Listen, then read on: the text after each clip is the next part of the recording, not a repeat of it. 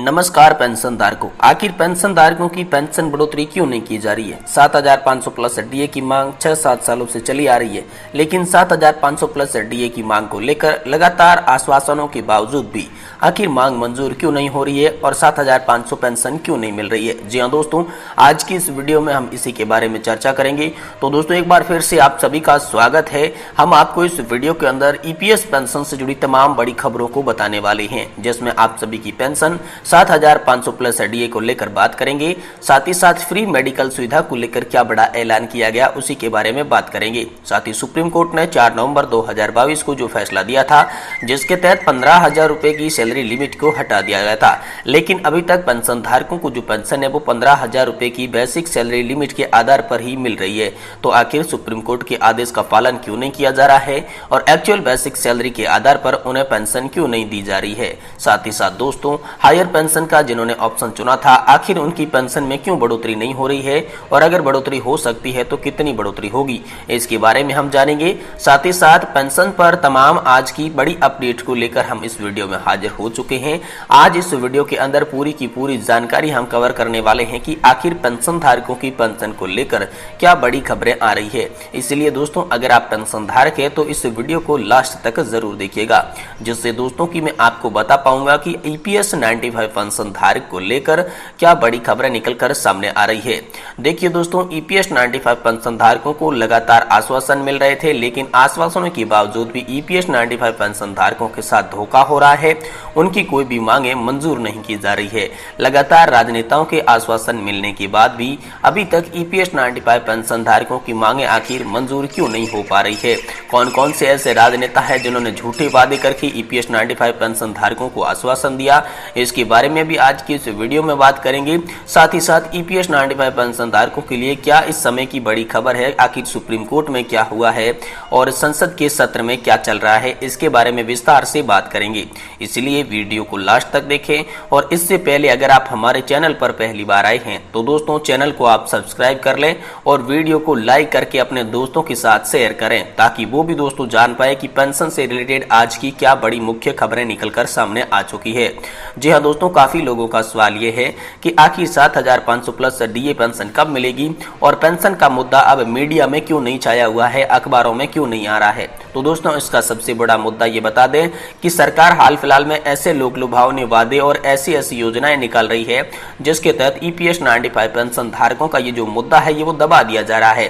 सरकार लगातार तरह के नए हथकंडे अपना रही है, जिसके तहत ईपीएस 95 पेंशन धारकों की आवाज जो बुलंदी पर जा रही थी उसे एक बार फिर से रोकने का काम कर रही है, क्योंकि सरकार भी अच्छी तरीके से जानती है कि पेंशन धारकों का मुद्दा बड़ा बन चुका है। अगर इस मुद्दे को और हवा मिल गई तो दोस्तों उन्हें किसी भी हाल में पेंशन धारकों की मांगे मंजूर करनी पड़ेगी। तो इसी को लेकर सरकार लगातार प्रयास ये कर रही है कि पेंशन धारकों का मुद्दा पेंशन धारकों के जहन में नहीं आए, देश के जहन में नहीं आए, और इसी भटकाते हुए देश के अलग अलग कोनों में अलग अलग तरह के वादे किए जा रहे हैं। तो इसके बारे में हम बात करेंगे। दोस्तों मुख्य है यहाँ पर 2024 का चुनाव, जिसमें पेंशन धारकों ने ऐलान किया था कि पेंशन धारकों की पेंशन बढ़ोतरी 7,500 प्लस डीए होनी जरूरी है, नहीं तो 2024 के चुनाव में पेंशन धारक अपनी ताकत दिखा देंगे।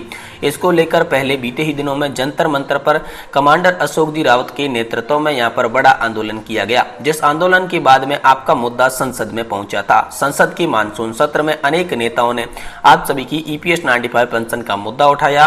साथ ही साथ जंतर मंतर पर पहुंचे अनेक नेताओं ने आप सभी को यह आश्वासन भी दिया कि जल्द से जल्द आप सभी की पेंशन 7,500 प्लस डीए कर दी जाएगी, लेकिन जिसके बावजूद भी अभी तक यहाँ पर कुछ भी शामिल नहीं हुआ है। आपको बता दें कि यहाँ पर अलग अलग नेताओं ने जो वादे किए थे वो नेता भी अपना वादे भूल चुके हैं, क्योंकि नेताओं ने एक बार वादा कर दिया, अब दोस्तों उसके बारे में कोई भी बात नहीं की जा रही है। ईपीएस 95 पेंशन धारकों को गुमराह किया जा रहा है, झूठे आश्वासन दिए जा रहे हैं, लेकिन एक भी मांग मंजूर नहीं की जा रही है। इसी को देखते हुए यहाँ पर कमांडर अशोक जी रावत और एनएसी राष्ट्रीय संघर्ष समिति के साथ साथ देश के अलग अलग 28 संगठन जो कि पेंशन धारकों की पेंशन पर काम कर रहे हैं, इन्होंने आह्वान किया था कि सितंबर अंत तक अगर सरकार को ये काम नहीं किया तो सरकार को इसका परिणाम भुगतना पड़ेगा। तो दोस्तों सितंबर अंत आ गया है, लेकिन अभी तक सरकार पेंशन के मुद्दे पर एक्शन में नहीं नजर आ रही है। वहीं विपक्षी दल लगातार ओपीएस को लागू करने की बात कर रहा है, लेकिन केंद्र सरकार का रवैया सिर्फ एनपीएस तक सीमित है। तो एनपीएस में पिछली बार संशोधन करने के लिए वित्त मंत्री निर्मला सीतारमण की अध्यक्षता में यहाँ पर एक संसदीय समिति का गठन किया गया, जो कि समिति यहाँ पर अपना रिपोर्ट पेश करेगी, जिसके बाद ही पेंशन पर आगे की कार्रवाई की जाएगी। ऐसा करके दोस्तों पेंशन धारकों को गुमराह कर दिया गया है। लेकिन यहाँ पर मैं आपको बता दूं, सच्चाई ये है कि दोस्तों पेंशन धारकों की पेंशन का ये जो मुद्दा है, ये चुनाव आने तक इसी तरीके से लटका रहने का वादा किया ऐसा जा रहा है, क्योंकि दोस्तों पेंशन धारकों को लोक लुभाव ने वादे करके सरकार अपनी तरफ करना चाहती है, और जब एक बार चुनाव खत्म हो गया तो उसके बाद कोई भी पेंशन धारकों की बात नहीं करेगा। अब ये चुनाव नजदीक है, इसलिए पेंशन धारकों की बातें की जा रही है, और चुनाव के जाते ही सरकार पेंशन धारकों को भूल जाएगी। इसी को लेकर पेंशन धारकों ने आह्वान कर दिया है कि 2024 के चुनाव से पहले या तो मांगे मंजूर करो या फिर सत्ता से विपक्ष बनने के लिए तैयार रहो। तो इसी को देखते हुए यहाँ पर अलग अलग ऐलान तो किए जा रहे हैं, लेकिन आप सभी की मांगे मंजूर नहीं की जा रही है। वहीं दोस्तों बात करें सुप्रीम कोर्ट की, तो दोस्तों सुप्रीम कोर्ट में एक बार फिर से आपका मामला पहुंचा था, जिसमें यहाँ पर मुख्य न्यायाधीश DY चंद्रचूड़ ने यहाँ पर आप सभी के लिए 3 सदस्यीय बेंच का गठन करने का आदेश दिया था। जी हाँ दोस्तों, क्योंकि पिछली बार जो सुनवाई हुई थी वो भी 3 सदस्यीय जजों की बेंच द्वारा की गई थी। तो ईपीएस 95 पेंशन के मुद्दे पर एक बार फिर से 3 सदस्यीय जजों की बेंच गठित की जाएगी, और उसी जजों की बेंच के द्वारा आप सभी के लिए ईपीएस 95 पेंशन का मुद्दा खोला जाएगा।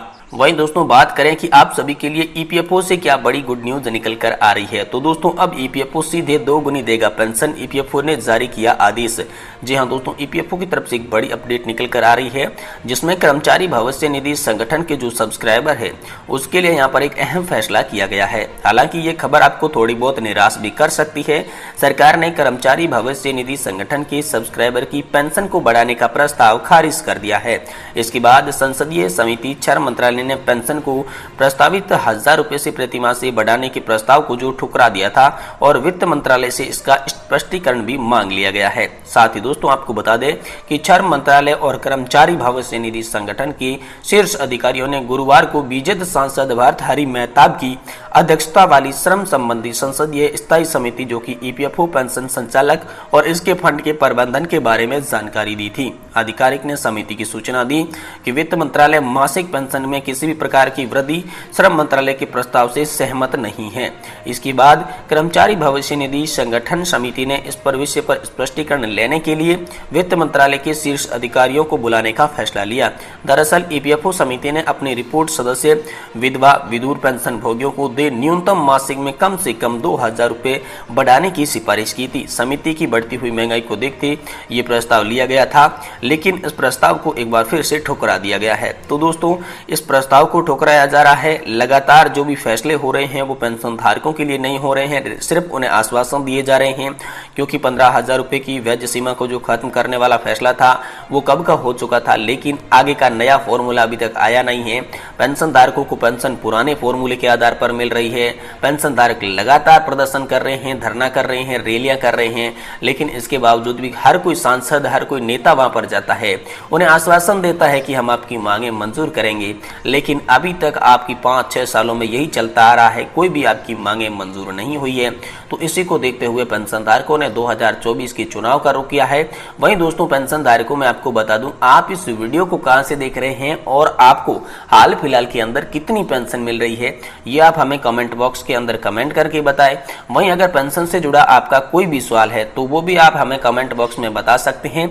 आने वाले वीडियो में इसकी जवाब देने की पूरी कोशिश करूंगा। और आज के वीडियो की जानकारी थोड़ी बहुत पसंद आई तो वीडियो को लाइक करके अपने दोस्तों के साथ शेयर जरूर कर दें।